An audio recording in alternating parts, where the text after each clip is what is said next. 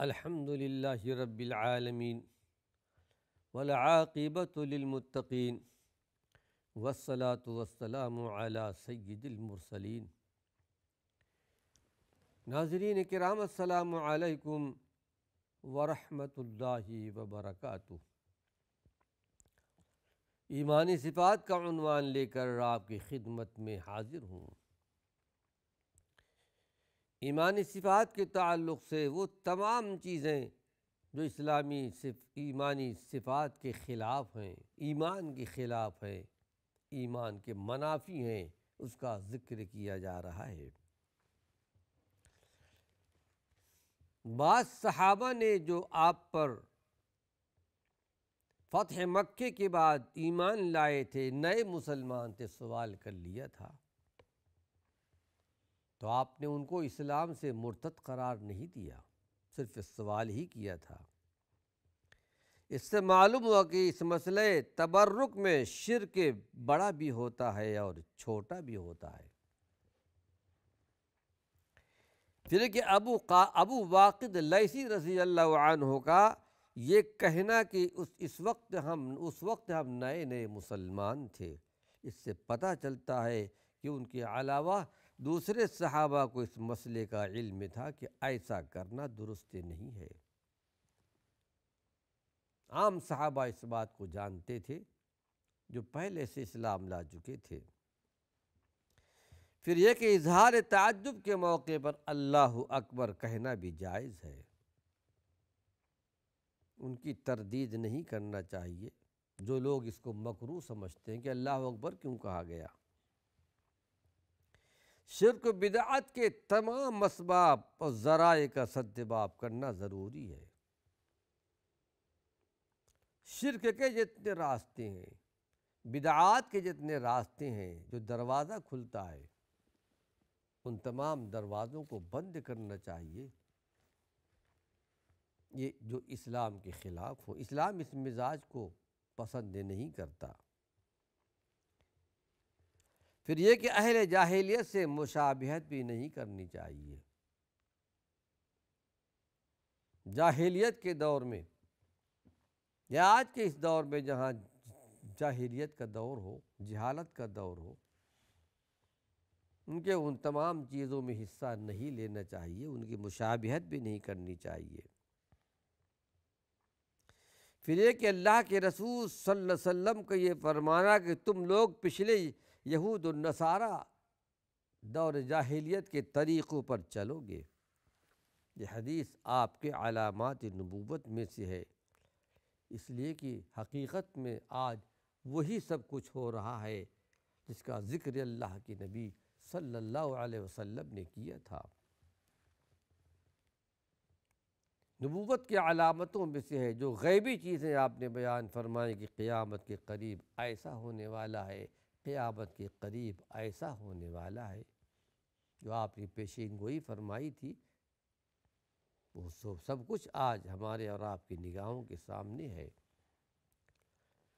چھوٹی نشانیاں ظاہر ہو رہی ہیں، بڑی نشانیاں ظاہر ہونے والی ہیں۔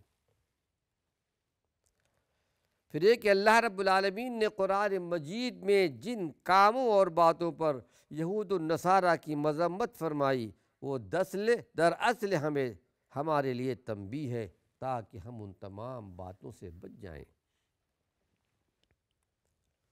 قرآن حکیم میں جہاں کہیں بھی پچھلے امتوں کے حالات بیان کی گئے، فلاں قوم کو، فلاں امت کو ہم نے تباہ و برباد کر دیا، ان کے اعمال بھی بتائے گئے، قصے کہانی کے طور پر نہیں، بلکہ قرآن یہ بتانا چاہتا ہے ان راستوں سے تمہیں بچنا ہے،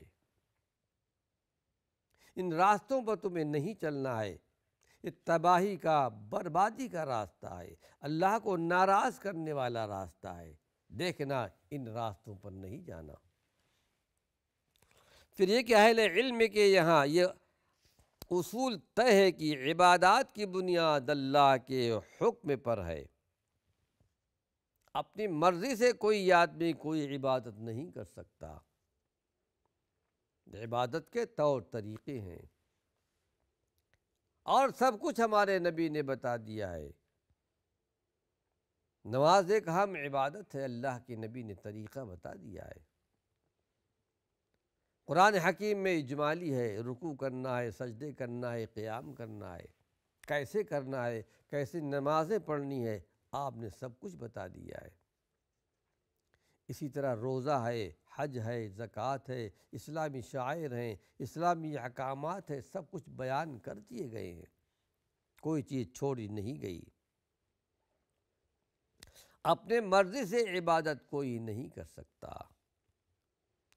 اس سے قبل کے پھر یہ ہے کہ اہل کتاب کے طور طریقے بھی اسی طرح مذموم ہیں، جیسے مشرکین عرب کا مذہب تھا۔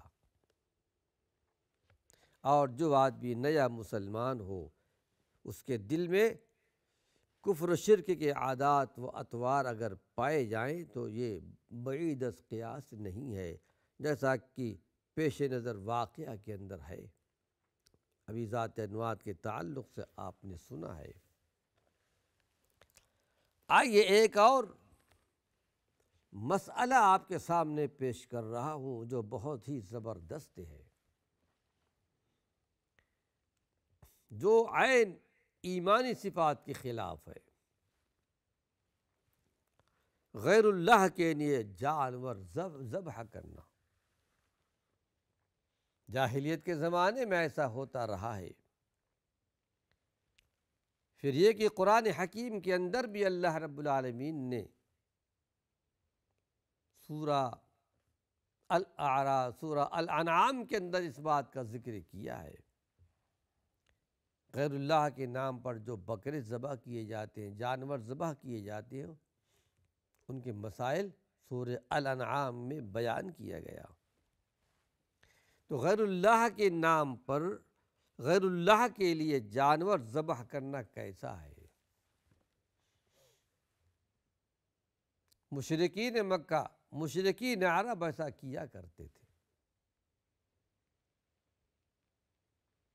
اور جیسا کہ ہمارے پیغمبر نے ارشاد فرمایا، جو برائیاں پچھلی امتوں کے اندر موجود تھیں، میری امت کے اندر بھی برائیاں آئیں گی، ایسا نہیں کہ سب کریں گے، لیکن ایسے لوگ پیدا ہوں گے جو ان برائیوں پر چلیں گے اور عمل کیا کریں گے۔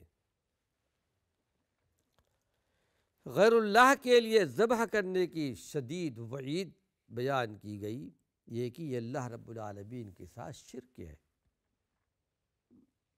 جانور کو اللہ نے پیدا کیا، روزیاں اللہ دیتا ہے، اور ہمارے نبی نے یہ طریقہ سکھایا ہے۔ صرف ہمارے نبی نہیں، جتنے پیغمبر دنیا میں آئے، جتنے نبی آئے، سب کا طریقہ یہی تھا، وہ اللہ کے نام پر ذبح کرتے تھے، اللہ کی رضا کے لیے، اللہ کی خوشنودی کے لیے، اللہ کے نام سے۔ پھر یہ کہ ذبح میں دو چیزیں اہم ہوتی ہیں، اس مسئلے کو ذرا اچھی طرح سمجھنے کی ضرورت ہے۔ پہلی بات تو یہ ہے کسی کا نام لے کر ذبح کرنا، کسی کے نام سے ذبح کرنا ایک چیز ہے، کسی کا قرب حاصل کرنے کے لیے ذبح کرنا دوسری صورت ہے۔ پہلی صورت میں اصل چیز نام ہے، اور دوسری صورت میں اصل ہے قصد اور ارادہ ہے۔ ایک تو اللہ کے نام سے ذبح کرتا ہے، ایک اور قصد اور ارادہ کرتا ہے۔ نام تو اللہ کے نام کے ساتھ ہے، لیکن ارادہ قصد کسی اور کے قرب کے لیے ہے۔ حقیقت میں جانور ذبح کرتے وقت جس کا نام لیا جائے، اس سے استعانت اور مدد مقصود ہوتی ہے۔ اگر اللہ رب العالمین کے نام پر بکرا یا جانور ذبح کیا گیا ہے اللہ کے نام پر، تو اللہ کی رضا مقصود ہوتی ہے، اللہ کا قرب مقصود ہوتا ہے، استعانت اور مدد۔ مثلاً اگر آپ بسم اللہ کہیں گے تو اس کا مطلب یہ ہوگا کہ میں اللہ کے نام سے مدد حاصل کر رہا ہوں، مجھے اللہ کی مدد چاہیے۔ اور اسے متبرک سمجھتے ہوئے ذبح کرتا ہوں۔ ظاہر ہے کہ اللہ کے نام پر جانور ذبح کیا جائے گا تو یقیناً متبرک ہوگا۔ تو رہی بات قصد کی اور ارادے کی، تو یہ عبودیت اور بندگی کے اظہار کی ایک صورت ہوتی ہے۔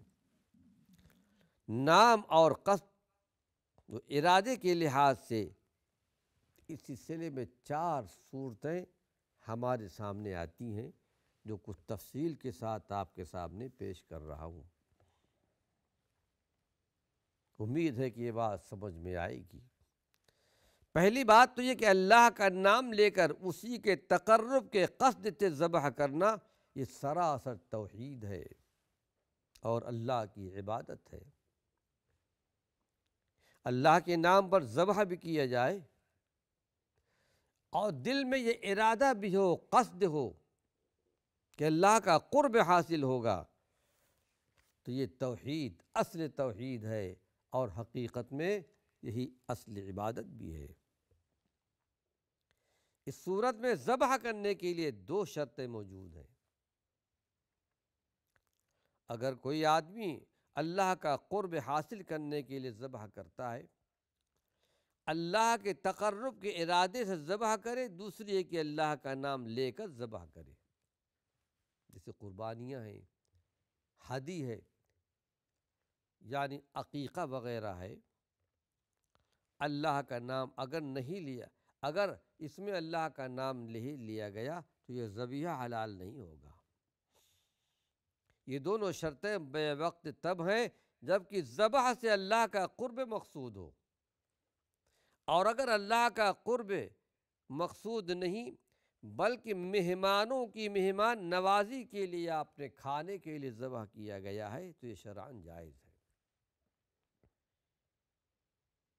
ایک تو صدقہ کیا گیا، اللہ کے نام پر ذبح ہوتا ہے، اللہ کا قرب حاصل کرنے کے لیے صدقہ کرتا ہے کہ غریبوں میں تقسیم کروں گا یا اپنے دوستوں کو کھلاؤں گا۔ پھر ایک یہ کہ مہمان نوازی کے لیے بھی آدمی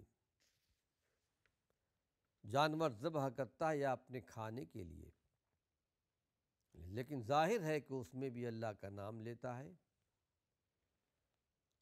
اور اللہ رب العالمین کا قرب حاصل کرنے کے لیے کرتا ہے تو بالکل جائز ہے۔ پھر ایک ذبح تو دوسری بات ہے کہ ذبح تو اللہ کے نام سے کر لیا جائے، لیکن مقصود غیر اللہ کا قرب ہو، جیسا کہ آج کل معاشرے میں ہو رہا ہے۔ درگاہوں کے نام، درگاہوں پہ جا کر کے باقاعدہ بکرے ذبح کیے جاتے ہیں، عین دیکھا گیا ہے۔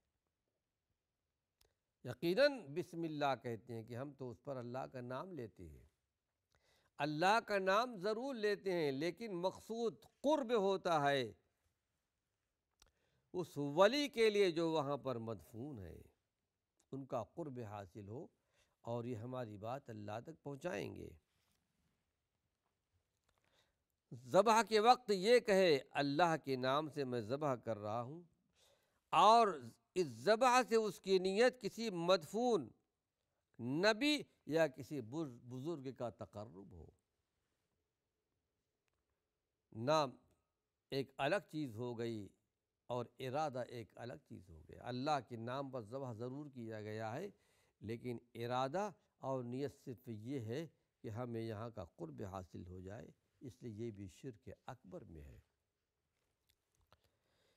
بعض لوگوں کا طریقہ یہ ہے کہ وہ کسی کی آمد پر اس کی تعظیم کے لیے، ذبائش کے لیے، خوش نمائی کے لیے جانور ذبح کرتے ہیں،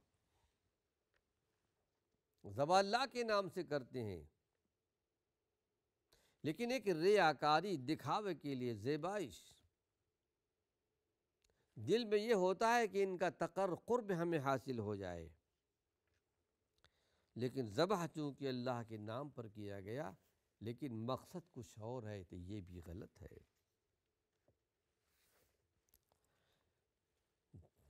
تیسری بات ہے کہ ذبح غیر اللہ کے نام پر کر لیا جائے، اس سے مقصود بھی غیر اللہ کا تقرب ہو، مثلا باسم المسیح یا باسم الولی کہہ لے، اور تقرب بھی حضرت مسیح کا ہو یا کسی اور کے لیے، تو یہ شرک اکبر ہے، بہت بڑا شرک ہے۔ شرک فی استعانت بھی ہے اور شرک فی العبادت بھی ہے۔ اللہ رب العالمین ہم لوگوں کو اس سے محفوظ اور مامون رکھے۔ اسی طرح بہت سے دیہاتی لوگ حضرت امام حسین کے نام پر، عیدروس، مرغینانی یا ان کے علاوہ دوسری شخصیات جن سے لوگ عبادت اور پوجا والا معاملہ رکھتے ہیں، ان کے نام پر ذبح کرنے کا حکم یہی ہے، کیونکہ ان کے نام سے ذبح کرتے وقت ان لوگوں کی نیت اور ارادہ کا قرب ہوتا ہے، ہمیں قرب حاصل ہوگا۔ اس لیے دو طرح سے شرک بن جاتا ہے، اور اس سے ہم لوگوں کو دور رہنا چاہیے۔ چوتھی بات ہے کہ ذبح غیر اللہ کے نام پر کر لیا جائے، ذبح غیر اللہ کے نام پر کیا جائے، مقصود اللہ کا قرب ہو، دوسرے کے نام سے، غیر اللہ کے نام سے ذبح کرتا ہے لیکن قرب حاصل کرنا چاہتا ہے اللہ کا۔ حالانکہ یہ بہت قلیل شاذ و نادر ہے، اور کبھی ایسا بھی ہوتا ہے کہ ذبح تو کسی بزرگ کے لیے کیا جاتا ہے مگر نیت یہ ہوتی ہے کہ اس سے اللہ کا قرب حاصل کیا جائے، تو یہ بھی شرک فی الاستعانت ہے۔ قرآن حکیم میں اللہ رب العالمین نے صاف بیان کر دیا ہے، وَلَا تَأْكُلُوا مِمَّا لَمْ يَذْكُرِ اسْمِ اللَّهِ عَلَيْهِ وَإِنَّهُ لَفِسْقٌ وَإِنَّ الشَّيَاطِينَ لَيُوحُونَ إِلَىٰ أَوْلِيَائِهِمْ لِيُجَادِلُوكُمْ وَإِنَّ أَطَعْتُمُوهُمْ إِنَّكُمْ لَمُشْرِكُونَ۔ غیر اللہ کے نام پر ذبح کرنے کی مذمت اس آیت میں بیان کی گئی۔ اللہ نے چاہا تو اپنے آئندہ درس میں اس کی وضاحت کروں گا۔ وآخر دعوانا ان الحمد للہ رب العالمین۔